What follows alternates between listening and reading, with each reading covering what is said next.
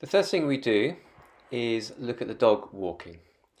We want to assess his gait, and we want to do this from the front, from behind, and also from the sides. We're looking for symmetry and also that the dog is moving freely and is comfortable.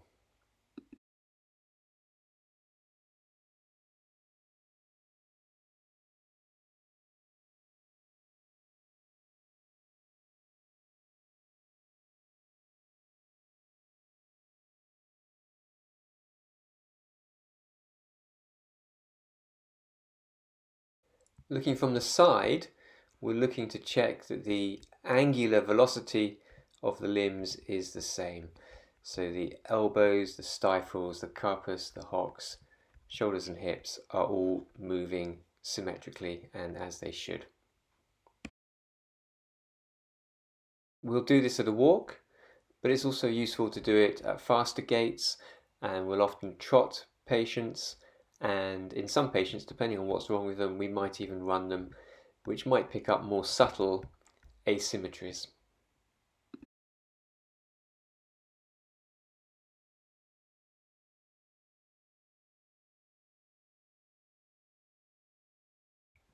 Looking from the front, the head should be level, and there shouldn't be a head nod, and the limbs should be evenly spaced from the midline. A dog with a forelimb lameness will lift the head during stance phase to reduce weight bearing on the sore leg. In this case, this dog is lame on the right forelimb.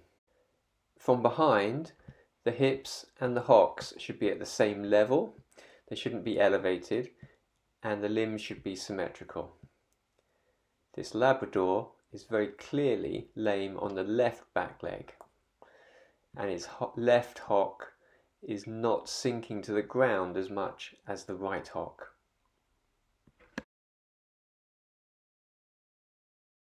This boxer, just one day after total hip replacement, has a more subtle hind limb lameness, but you can see when the video is slowed down that the left hind limb swings forwards a lot quicker than the right, so that the dog is minimizing weight bearing time on the right side.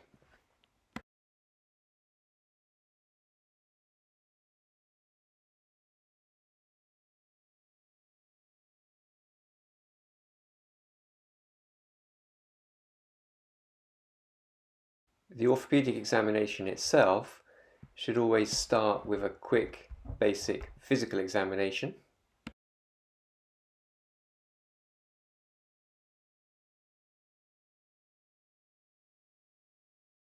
The trunk and the limbs are palpated for symmetry, feeling for signs of muscle wastage or thickening of joints due to fibrosis. This is easiest done standing over the dog and from behind the dog.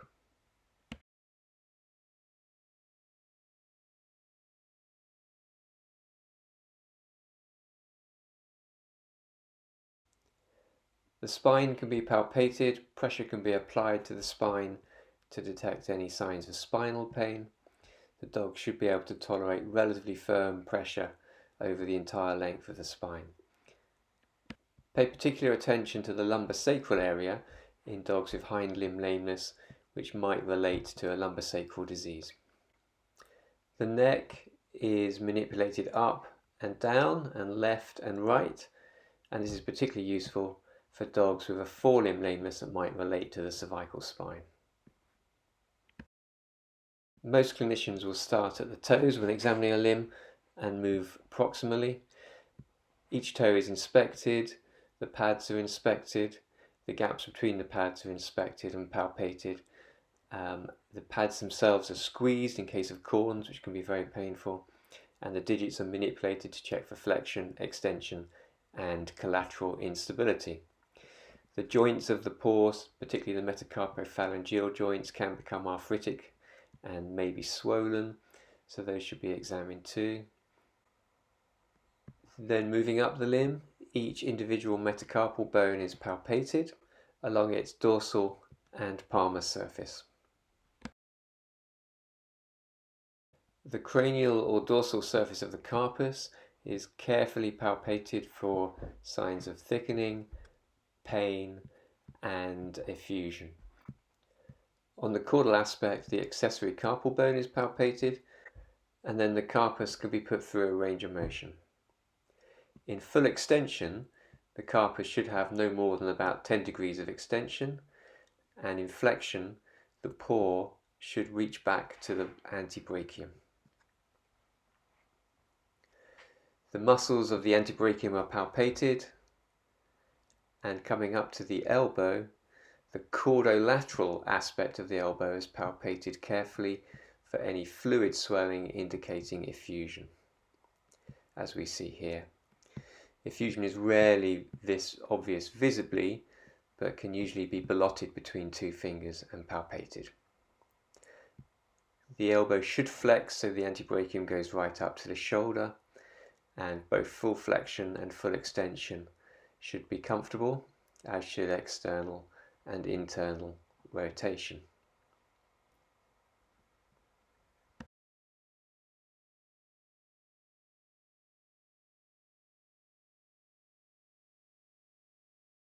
The canine elbow allows a small amount of external rotation or supination and a much greater amount of internal rotation or pronation.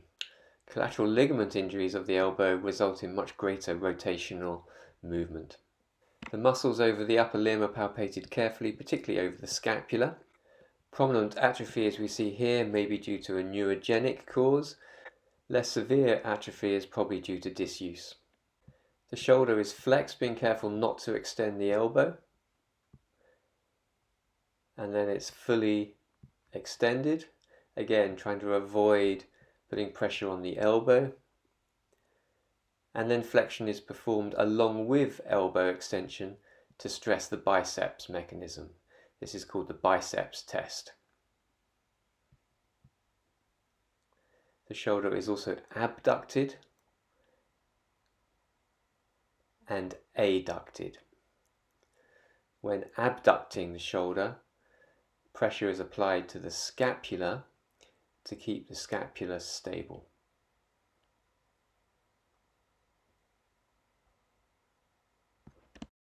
The normal shoulder will abduct to around 30 degrees. The hind paw is examined in the same way as the forepaw, paying attention to each digit and the pads and range of movement of the interphalangeal joints and the metatarsophalangeal joints. Plantar to the metatarsophalangeal joints, the metatarsophalangeal sesamoids are palpated with firm palpation in case of pain, which may be due to sesamoid disease or fracture.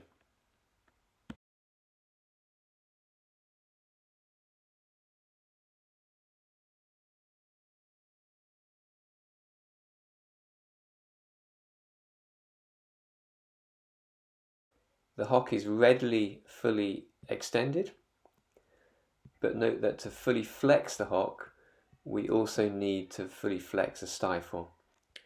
The ability to flex the hock with the stifle extended would indicate an Achilles trauma or injury.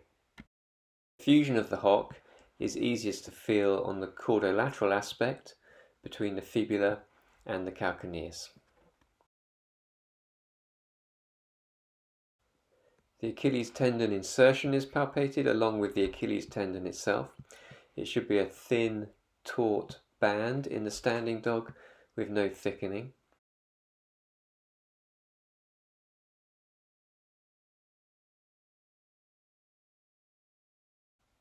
The tibia itself and the muscles over it are palpated.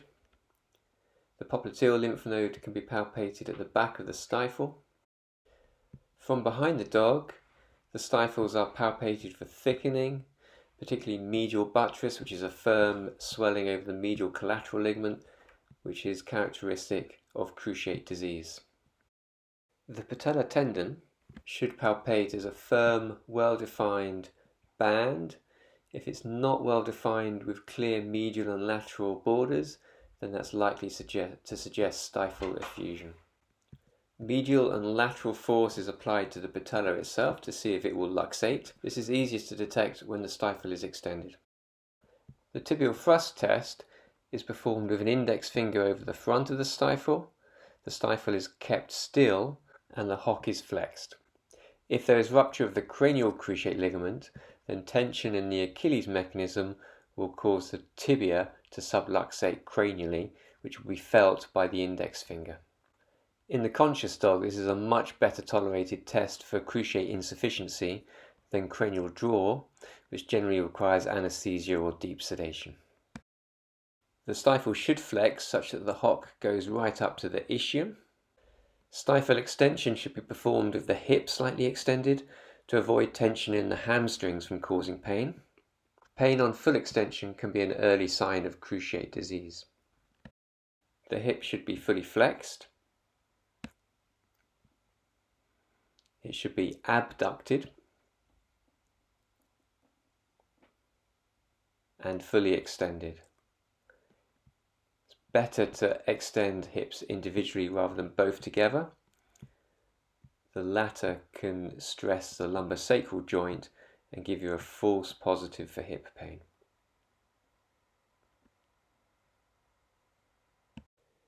In the dog with a suspected hip luxation, it can be useful to compare symmetry of the wings of the ilium, the greater trochanters, and the ischial tuberosities, which should all be symmetrical if the hips are normal. Finally, it's useful to assess the dog sitting. You should sit square with the hips and the stifles fully flexed and symmetrically. Often dogs that have a cruciate ligament problem or dogs with other stifle disease that may cause pain in stifle flexion will sit with the legs out to the side like we see here.